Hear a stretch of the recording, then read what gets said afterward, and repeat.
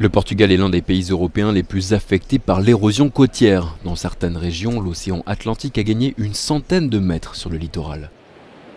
À Esposende, dans le nord du pays, des rochers et des sacs de sable ont été déposés pour tenter d'enrayer la montée inexorable des eaux qui menacent de nombreuses habitations qui ont été construites le long de la plage. Les propriétaires de ces maisons sont inquiets, ils craignent que les mesures prises par l'État portugais ne soient pas suffisantes.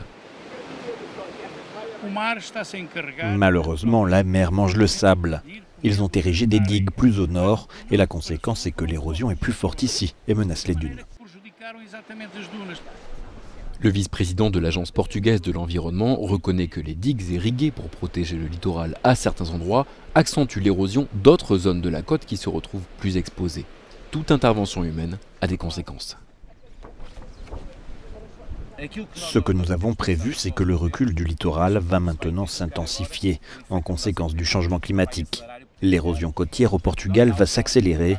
Il faut prendre le problème à bras-le-corps pour préserver notre littoral.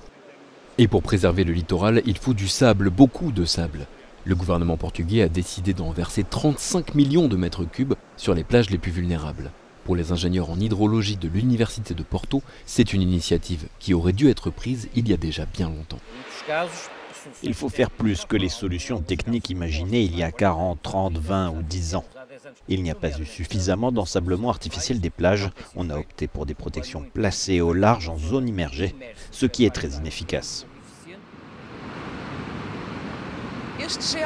Ces géocylindres derrière moi, ces immenses sacs de sable, sont un des moyens mis en place par les autorités portugaises pour tenter d'enrayer l'érosion côtière. Mais même ces géocylindres ne résistent pas à l'océan Atlantique.